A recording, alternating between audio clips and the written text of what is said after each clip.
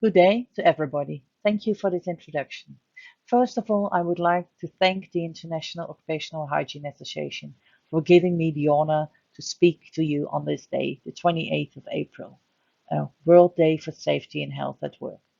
The presentation has the title How Promotion of the Fifth Fundamental Principle and Right at Work, a Safe and Healthy Working Environment for All, can help us to achieve the Sustainable Development Goals.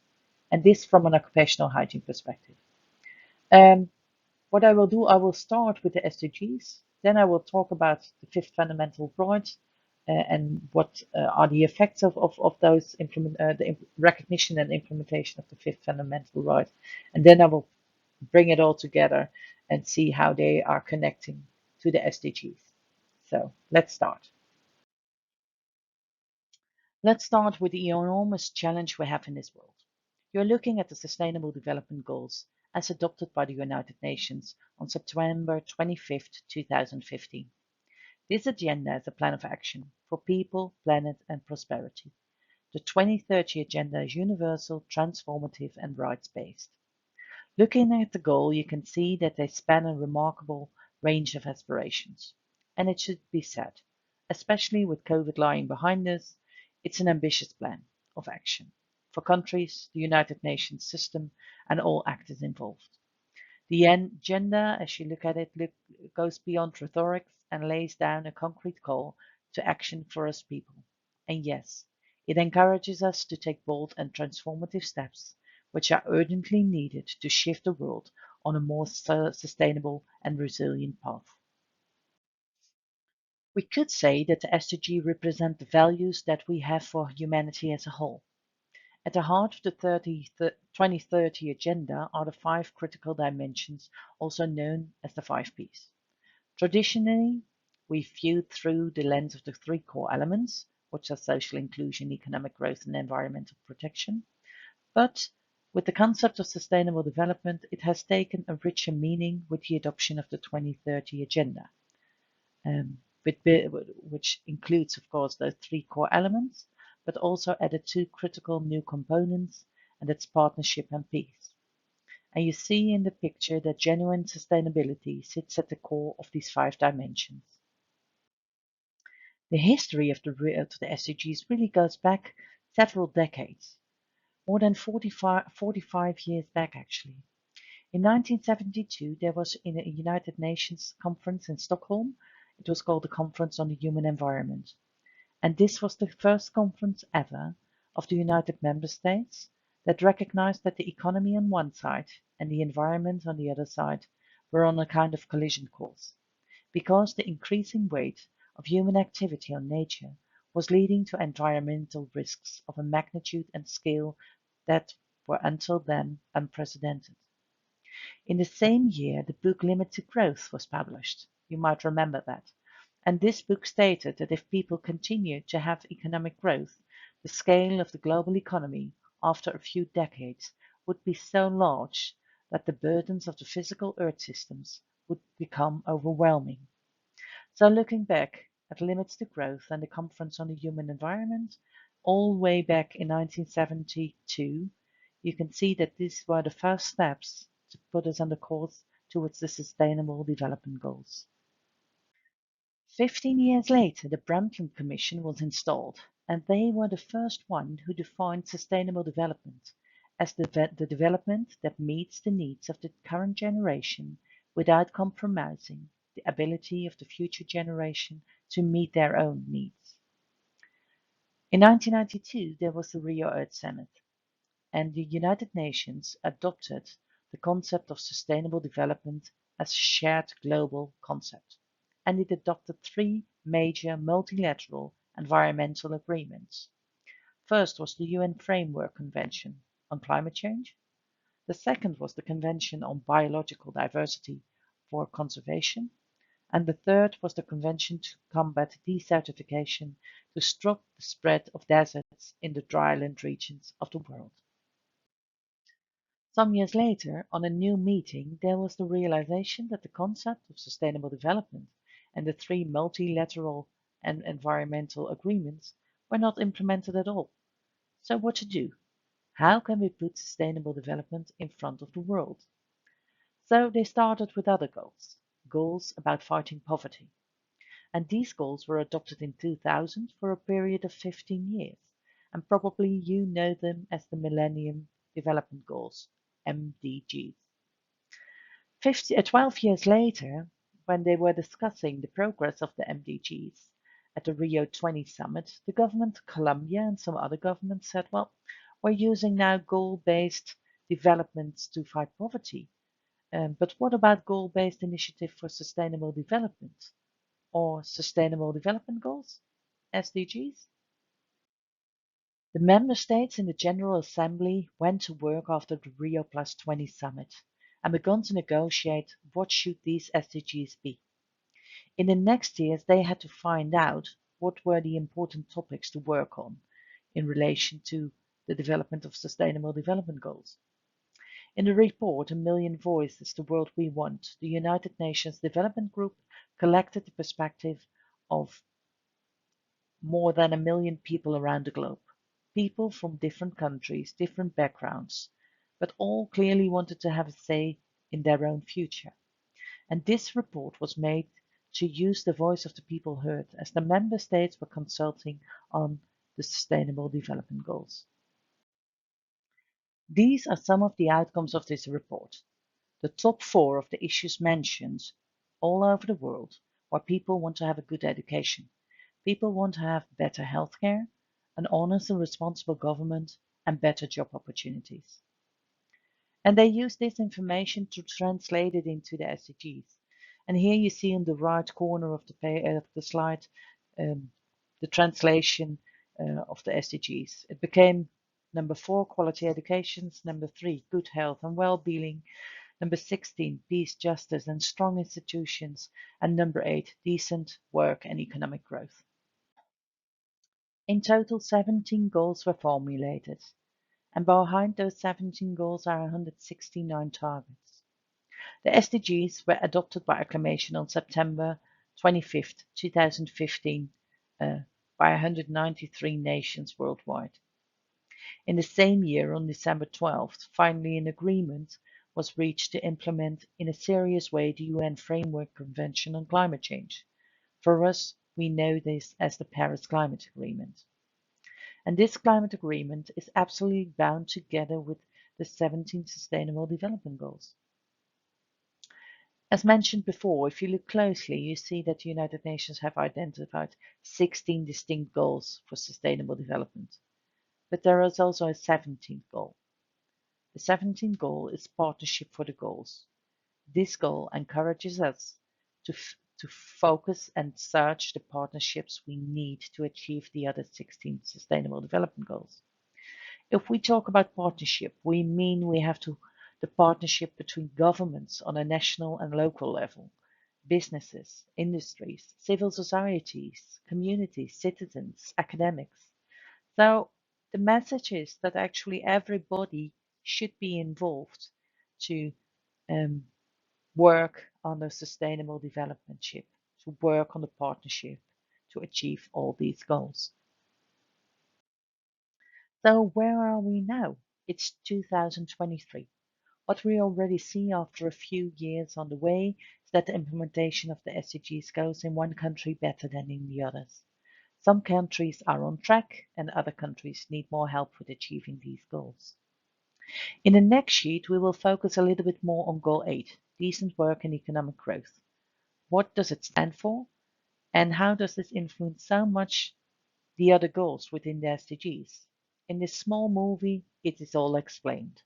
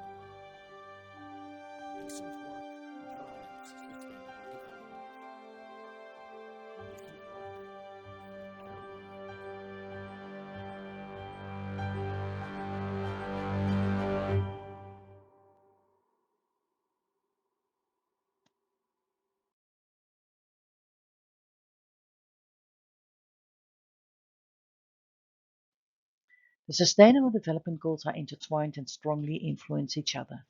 Progress on one of the SDGs cannot realistically be achieved without progress on several others. Decent work and economic growth is a central theme that is absolutely part of every aspect of Sustainable Development Goal. Success in achieving decent work for all also means achieving success in SDG 1, ending extreme poverty, ending hunger, SDG 2, because with adequate income and social protection, hunger can be eliminated. With SDG 3, because good health and well-being is also strongly related, as we know, to decent work, with the focus on healthy working conditions. SDG 4 is fundamentally related to our theme because quality education for all children around the world and a lifelong learning is essential for being able to have decent work, to have skills that will be needed in the 21st century global economy. SDG 5, gender equality, because of the challenge of ensuring that women have the same access as young men to education, to jobs, and that women have the same ability to rise in businesses and become business leaders. SDG 9 calls for an innovative economy, which depends, of course, on a skilled workforce and is strongly related, of course, to decent work. SDG 10 calls for society to reduce inequalities of income and wealth. SDG 12 is focused on responsible consumption and production and is therefore closely related to the supply chain, to companies, to work processes, and with that to working conditions. And SDG 16, because we all know that decent work also leads to stable communities, that work reduces the risk of radicalization, particularly for countries' youth, and that less poverty will consolidate peace and reinforce resilience in countries. Within SDG 8, decent work, there are 12 targets described and 17 indicators. If you look at decent work and economic growth, there are three targets I would see as the focus of the occupational hygienist, and that is 8.5, 8.7, and 8.8. The progress we have made on Goal 8 is presented in this next sheet. And as you can see, there are large differences. Some countries are performing better than others. Some have achieved some of their goals, and others still have some major challenges. As in a lot of this picture, you see that the more developed countries have a better score than the less developed countries. But if you look at it in another way, if you look at the number of fatal work-related accidents associated with imported goods, then we have a totally different picture. And thus the developed world also has its downside. This graph illustrates that the developed countries have not been able to reach a sustainable development in the supply chains yet. And for different well-developed countries, significant challenges remain. So what is the reality of decent work in a world with the figures pro-COVID in the language as we recognize it as occupational hygienists? Well, the facts say that there are 192 million people unemployed. That's 5.6% of the working populations. 2.78 million workers who die every year from work-related injuries and illnesses. And 2.4 million of these deaths can be attributed to work-related illnesses alone.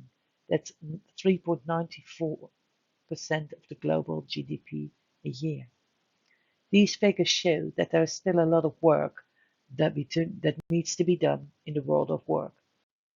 But then we also have these figures that also represent our world of work. The figures that show that 160 million children are victims of child labor, 63 million girls and 97 million boys, that 79 million of them work in hazardous child labor, and almost half of these children have an age between 5 and 11 years. That we've got 50 million people in modern slavery, 28 in forced labor, and 22 in forced marriage. One of the 4 victims of modern slavery is a child. And more than 40% of the world populations still live in countries that have not ratified the freedom of association or collective bargaining conventions. And then we've got hundreds of millions of people suffering from discrimination in the world of work because of their color of their skin, their ethnicity or social origin, their religion, political beliefs, their age, gender, sexuality, identity or orientation, their disability, or because of their HIV status. On average, women are also paid 20% less than their male counterparts. So maybe this is a reason why we need to embrace the SDGs. And looking ahead, would it not be ideal to seize this moment and build further on the positive attentions we've had since the pandemic? And also because since last year we have a new weapon in our hands, the fact that health and safety has become the fifth fundamental right for workers. About the fundamental rights for workers, and let's start with a little bit of history for how the recognition has been achieved. It all started already in 1994 at the 81st session of the ILC. The ILC celebrated the 75th anniversary, and here a resolution that noted the particular importance of six conventions covering fundamental rights represented for the first time. Following year, a World Summit for Social Development was held in Copenhagen, and this summit focused on employment and rights at work. Some years later, in 1998, at the 86th session of the ILC, the Declaration on the Fundamental Principles and Right at Work was presented. It was a political statement that affirmed the obligation and commitments that relate to four core constitutional principles: freedom of association and the effective recognition of rights to collective bargaining, elimination of all forms of forced or compulsory labor, effective abolition of child labor, and the elimination of discrimination in respect of employment and occupation. This declaration is hailed as the foundation stone, and for that time, a most forward-looking, positive and comprehensive response to the social dimensions of trade liberalization. In 1998, the declaration is included also in the United Nations Guiding Principles on Business and Human Rights, and it is expressly referred to in 70 bilateral or plurilateral free trade and economic partnership agreements. 10 years later, in 2008, the ILO Declaration on Social Justice for a Fair Globalization, known as the Social Justice Declaration, joins the 1998 Declaration in symbolizing ILO's decent work agenda. Then 9 years later, in 2017, the European Union puts forward the view that the ILO should consider and put efforts in exploring whether it's feasible to include occupational safety and health into the fundamental principles and rights at work. In the year that the ILO celebrates its centennial in 2019, it publishes the Declaration for the Future of Work. And in this document, it states that safe and healthy working conditions are fundamental to decent work. The ILC requests the ILO to consider as soon as possible proposals for inclusion of safe and healthy working conditions in the ILO's framework of fundamental principles and rights at work. The International Occupational Hygiene Association presented in this meeting in 2019 on behalf of IOHA and ICO, and supported by a lot of OSH member states, a statement on the importance of this recognition. In the following 3 years, several discussions were held to investigate what was the best way forward and to clarify the terminology, the selection of standards that should be designated as fundamental, and the best way for inclusion, whether it would be amendment or really change. And of course, the effect that these changes would have on the free trade agreements which were already in place. Then the 2020 COVID pandemic came in between, and the governing body was cancelled, and also the ILC sessions were in a limited scale. It was virtual, so the agenda was small. But at the end of 2021, the ILC decides to place the topic on the ILC agenda of 2022. A period of writing and divining the draft resolutions followed, and finally in 2020, the the ILO conference decided to amend paragraph 2 of the 1998 declaration and thus include the additional fundamental principle on a safe and healthy working environment. And this promotes a human-centered approach to the future of work, and it reflects a dynamic vision for a rapid changing world. What does the inclusion of health and safety mean for occupational hygiene practitioners in their daily life? Well, the adoption of the fifth fundamental right is, if you think about it, it's the core of our business, and the recognition will have impact on many countries in the world. Because together with the recognition by the ILC of this fifth fundamental right, they also decided to designate the Occupational Safety and Health Convention, 155, and the Promotional Framework for Occupational Safety and Health Convention, number 187, as fundamental convention, and this is in line with its decision to recognize the right to a safe and healthy working environment as one of the fundamental principles and rights at work. The idea is that countries who ratify a convention implement legislation to achieve and promote the intentions described by the convention. Maybe it's good to see how this in the rest of the world works per convention. In this table, you can see the total number of ratifications for the now 10 fundamental rights. You can see that there is only one convention ratified by all countries, and that's the Worst Forms of Child Labour Convention, number 182, and that's only since 2019. The orange two at the bottom are the conventions which are made fundamental based on the recognition of the fifth fundamental right. And in general, you can see that the fundamental conventions have been ratified by more countries than the lower ones in hierarchy. But with designating 155 and 187 as fundamental conventions, you will see that the numbers will be rising in the future. And if you look at the ILO website, you can also see that the non-ratifiers are mostly the same group of countries. But what does 155 and 187 mean for member states?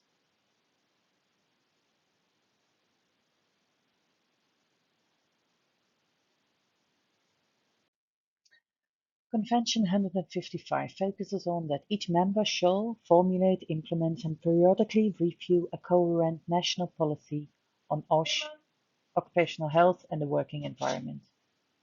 The second is the aim of the policy shall be to prevent accidents and injuries to health arising out of, linked with, or occurring in the course of work, by minimizing, so far as is reasonably practical, the causes of hazards inherent with the working conditions. If you look at 187, then that focuses on that each member shall promote a continuous improvement of OSH to prevent occupational injuries, diseases, and deaths by the development, in consultation with the most representative organizations of employers and workers, of a national policy, a national system, and a national program. They shall take active steps towards achieving progressively a safe and healthy working environment through a national system and a national program on OSH, by taking into account the principles set out in instruments of the ILO relevant to the promotional framework for occupational safety and health.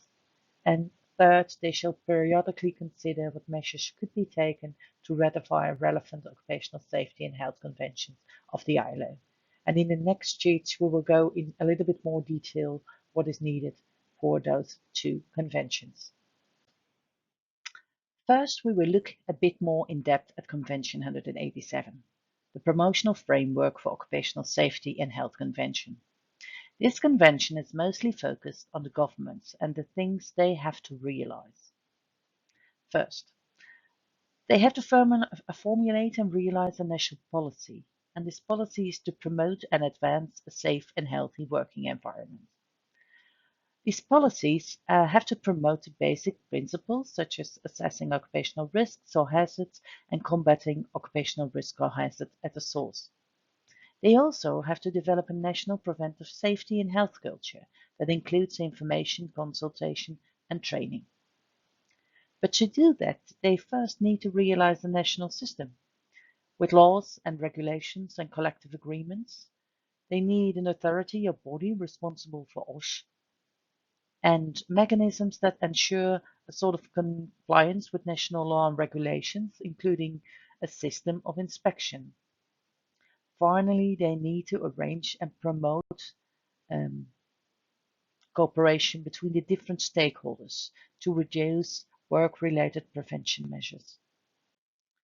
The third aspect of Convention 187 is the realization of a national program, with focus on promotion of the development of a national preventive safety and health culture. In order to prevent occupational injuries, diseases, and death, and promote safety and health in the workplace, there should be a system of review and analysis of the national situation regarding OSH in relation to the objectives, targets, and indicators of progress. And this should be supported by other complementary national programs and plans. The Occupational Safety and Health Convention, number 155, requires members to take action insofar as they affect occupational safety and health in the working environment. It's a more practical approach and focuses on things like designs, testing, substitution, installation, use and maintenance of material elements of work, the relationship between the elements of work and the persons who carries it out or supervises the work, training, qualifications and motivations of persons, communication and cooperation at the level of the working group and the undertaking, and very important, the protection of the workers and their representative from disciplinary measures because of action properly taken by them in conformity with the policy referred to in Article 4 of the Convention, and this is the whistleblower protection. Convention 155 has measures, actions to be taken at different levels. Here you see on this sheet, you see the actions that need to be taken at the national level, and I will pick out three. First of all, the determination of work processes and substances and agents to which the exposure is to be prohibited, limited, or made subject to authorization or control by the competent authority or authorities. Second, the establishment and application of procedures for the notification of occupational accidents and diseases. And third, the introduction or extensions of systems to examine chemical, physical, and biological agents in respect to the risk of the health of workers. And you can see that all these actions are to be taken by governance are focused on regulating and promoting occupational safety and health, all with the focus on improving working conditions. On this sheet, you see the actions at the level of the undertaking.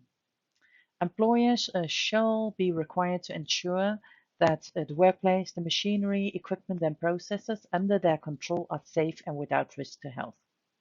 They also require to ensure that, as reasonably practical, the chemical, physical, and biological substances and agents under their control are without risk to health when the appropriate measures of protection are taken.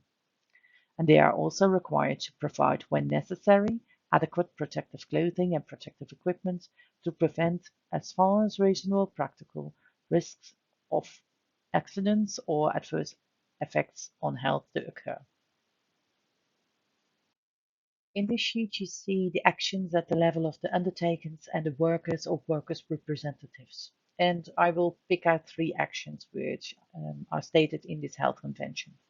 For example, representative of workers cooperate with the employer, and the employer gives them adequate information on measures taken to secure OSH, and they also may consult with representative organizations about such information.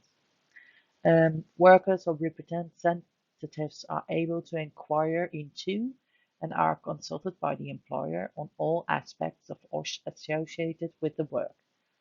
And workers report situations which present an imminent and serious danger to life or health, and until the employer has taken remedial action, if necessary, the employer cannot require the workers to return to a work situation where there's a continuous, imminent, and serious danger to life or health. We have just seen the details of those two conventions, 187 and 155. And you see how these conventions on one side build on a promotional framework for OSH, but also on the other side, 155, what is needed to build and implement policies at the national level, at the level of the companies, or at level of the workers. Um, so we have now those two fundamental conventions, and the advantage of recognition as a fundamental right is that all members declare, even if they are not ratified these two conventions in questions, that they have an obligation arising from the fact of their membership with the ILO. So they have to respect, promote, and realize in good faith and in accordance with the constitutions the principles concerning those 5 fundamental rights, which are the subject of those 10 fundamental conventions. And you see here those 5 conventions in orange mentioned again. On the other side, it gives ILO also the possibility in its daily job to demand for annual review reports. And those review reports give status on countries that have not yet ratified one or more of the ILO convention in relation to the fundamental principles. Um, it gives, they can ask for global reports, which provide a dynamic global picture of the current situation, um, of the principles and rights expressed in the declaration. And finally, they can also ask for technical cooperation projects, projects which are needed to address the needs in relation to the declaration and the fundamental rights, and to strengthen the local capacities by translating those principles and really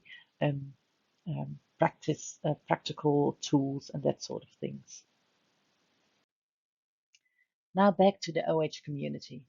For the occupational hygiene community, I think it's an exciting new step in the journey of occupational hygiene.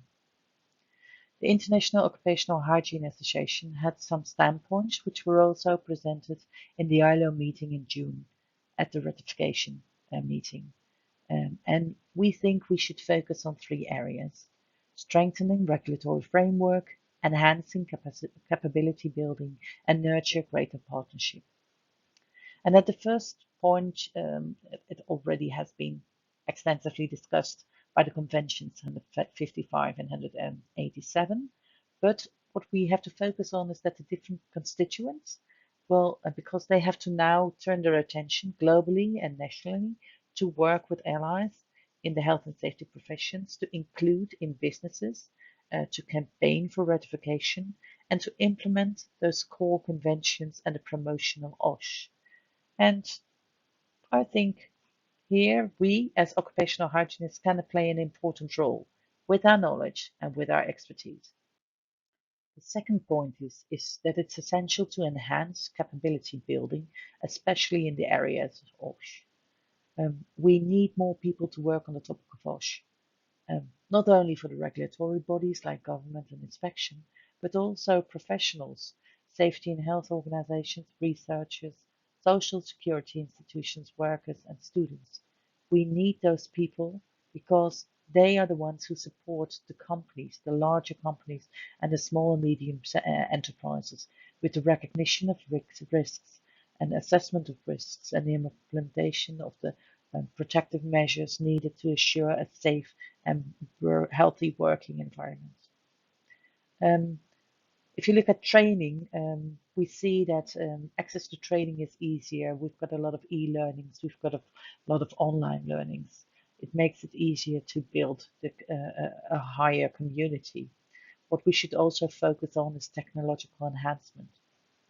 We should look for research to further improve worker health conditions and safety, and also we should focus on developing economies because a lot of the industrialization is taking place over there.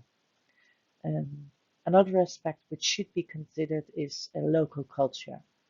It should be taken in consideration to ensure an effective strategy and a holistic mindset for a prevention culture. In IOHA, our mission is to enhance the international network of occupational hygiene associations that promote, that improve occupational hygiene worldwide, providing a safe and healthy working environment for all. With the recognition of health and safety as a fundamental right, we are even clearer now on our contribution, because we need to work more closely with the ILO, the contribution to the Global Coalition on OSH and other relevant parties, like we did with the Tokyo Declaration and the Vision Zero projects. Um, and I think we even clearer see our contribution also in relation to the United Nations Sustainable Development Goals, especially SDG 8, decent work and economic growth, but also SDG 3, good health and well-being, SDG 4, quality education, and SDG 17, partnership for the goals. Working on OSH, working on the implementation on its fundamental rights, can have a direct relation on the Sustainable Development Goals.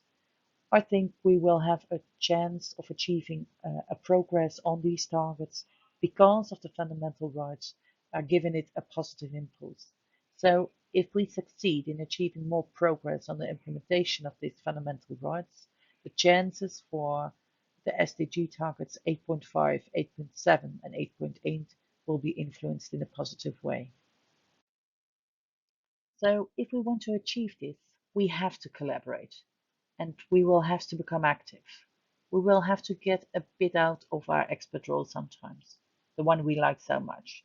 And we have to start communicating because only by seizing this moment, focusing on the importance of decent work and the implementation of the mechanisms to achieve this fifth fundamental right, by working together, by pooling from our collective strength, developing new and innovative ways to solve issues and to forge new partnerships. Only then can we overcome the challenges and opportunities that we have before us. It is, as I think, as Franz Johansson demonstrated in his book The Medici Effect, that diversity is a key driver of innovative success. Um, he mentioned that the future is diverse and unexpected, and that the most powerful innovations happen at the intersections, where ideas and concepts from diverse industries and cultures and disciplines collide. And that's the whole idea behind the SDGs. To achieve the SDGs, we need the comparative responsibilities of the different stakeholders. As mentioned before, we need the governments, the businesses, civil society, workers, non-governmental organizations, universities, think tanks, charities, and religious organizations. All those organizations we need to find the innovations that help the world with progress on decent work for all, and the SDGs in general. I hope after this presentation you will be inspired to embrace the chances for the implementation of the fifth fundamental right and the important relations with the SDGs. But also think about the need for transformation and how you will be part of this process, connecting to the aim of sustainable development. Maybe in the spirit of the Brundtland report, saying sustainability is to balance our economic, environmental, and social needs, allowing prosperity for now and future generations. So I suggest we think of new ideas, we think of new opportunities, and maybe new partners. The way to the SDGs, the fundamental rights and decent work realization is transformation. We have to leave things behind to get to that better future. Thank you so much for your attention, and I'll be willing, of course, to take questions if there are any. Thank you.